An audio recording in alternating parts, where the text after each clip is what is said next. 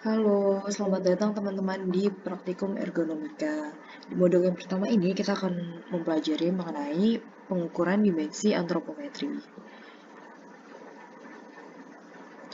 Sebelumnya, untuk outcome pembelajaran modul kali ini adalah yang pertama, mahasiswa mampu mengidentifikasi tengara anatomi dari beberapa dimensi antropometri, serta mahasiswa mampu melakukan pengukuran terhadap beberapa dimensi antropometri.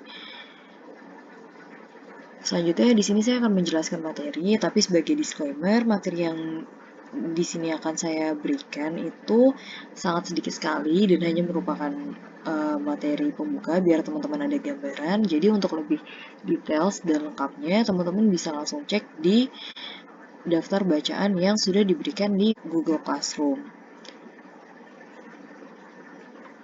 Yang pertama ada pengertian antropometri. Jadi antropometri itu apa sih? Nah, antropometri sendiri adalah studi dan pengukuran dimensi tubuh manusia. Dia ini terdiri dari asalnya dari dua kata Yunani. Itu ada anthropos, artinya man atau manusia, dan metron, artinya itu measure atau ukuran. Nah, dari zaman dulu ukuran tubuh manusia itu udah menjadi studi bagi seniman, dokter, dan profesi lainnya. Saat ini, data antropometri juga digunakan dalam mendesain ruang kerja, terus produk dan alat agar sesuai dengan orang yang menggunakannya. Terus selanjutnya, tentu saja ukuran-ukuran yang ada di tubuh manusia itu bervariasi. Nah, sumber utama variabilitas ini yang pertama itu ada umur. Tentu aja ukuran bayi dan orang dewasa itu akan berbeda. Yang kedua ada jenis kelamin.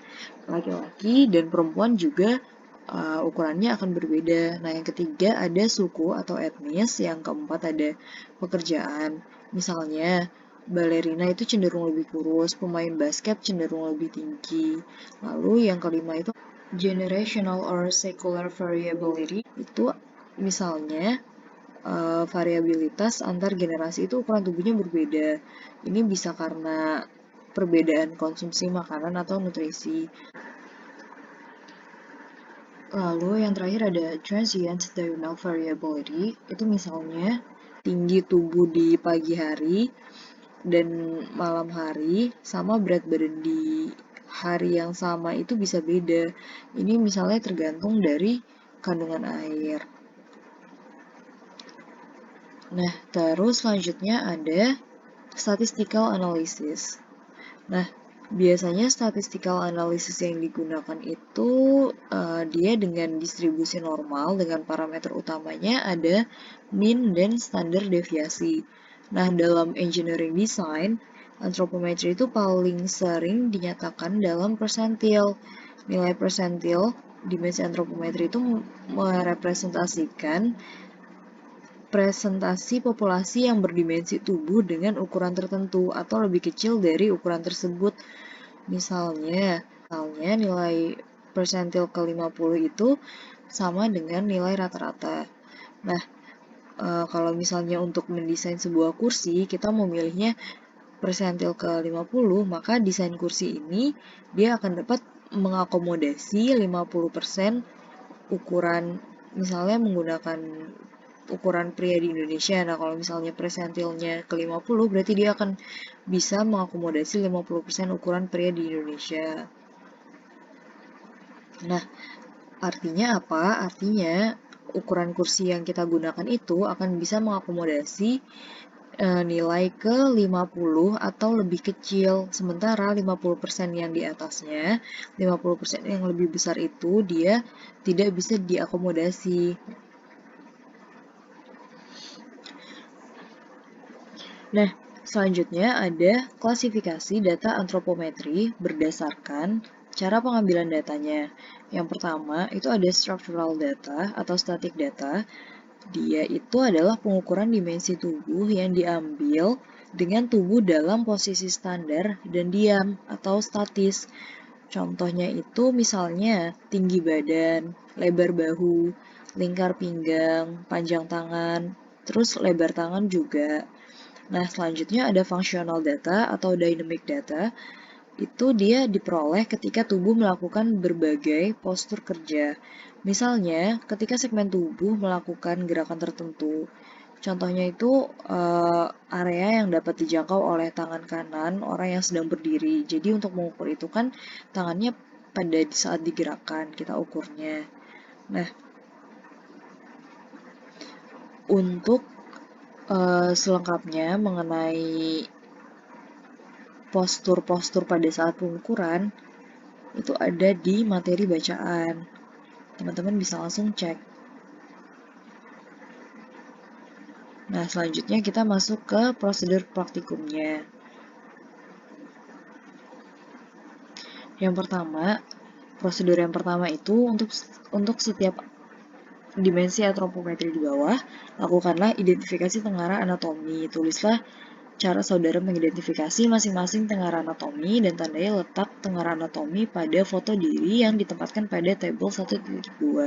Nah, ini tabelnya sendiri udah ada di modul dan yang kira-kira teman-teman perlu identifikasi juga udah ada di modul. Di sini saya akan mencoba menjelaskan mengenai salah satu contohnya. Contohnya adalah misalnya dari soal itu dia minta tinggi fingertip.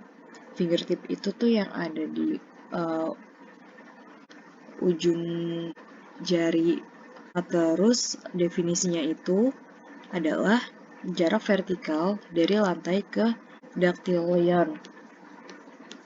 Jadi ini mungkin ini karena ini foto modelnya sedang menggenggam, di sini tuh nggak terlalu kelihatan fingertipnya. Jadi nanti teman-teman bisa sebetulnya bebas aja sesuai kebutuhan dari yang diminta dari modul.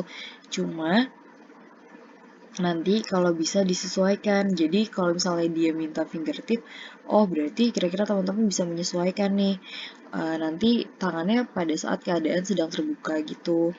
Nah tapi fingertip itu kita misalkan ada di daerah sini ya. Nah nanti teman-teman bikin tanda di daerah fingertipnya itu juga. Nah cara identifikasinya, contoh pengisiannya itu praktikan meraba jari tengah pada tangan kanan hingga menemukan ujung dari jari tengah. Nah, oh iya, nanti foto ilustrasinya itu adalah foto teman-teman sendiri ya. Jadi teman-teman nanti foto, boleh minta tolong anggota keluarganya. Terus nanti fotonya dimasukin ke dalam laporannya. Terus sambil dikerjain deh ini soalnya. Terus selanjutnya, untuk setiap dimensi antropometri di bawah, lakukanlah pengukuran dengan menggunakan meteran atau penggaris. Nah, ini tuh yang diminta di dalam modul adalah dimensi dari tangan dan kaki. Nah, terus ini untuk setiap dimensi antropometri di bawah, lakukanlah pengukuran dengan menggunakan meteran atau penggaris. Hasil pengukuran diisikan pada tabel. Nah, ini yang diminta di modul adalah pengukuran tangan dan kaki. Selanjutnya tangan dan kaki ini setelah teman-teman ukur menggunakan penggaris, itu juga nanti teman-teman hitung luasan telapak kakinya menggunakan kertas milimeter block. Nah, buat teman-teman yang nggak ada kertas milimeter block, itu ada dua pilihan. Teman-teman bisa ngeprint kertas milimeter blocknya, atau enggak teman-teman bisa bikin sendiri dengan membuat garis-garis sendiri. Nah, nanti teman-teman bisa memasukkan hasil pengukuran dan laporan ke Google Classroom. Itu nanti akan ada Google Formnya sendiri yang ada di Google Classroom, dan ini nanti akan menjadi data buat teman-teman mengolah analisis statistiknya. Nah, sudah deh, ini adalah referensi-referensi yang kita gunakan pada praktikum modul pertama ini. Terima kasih.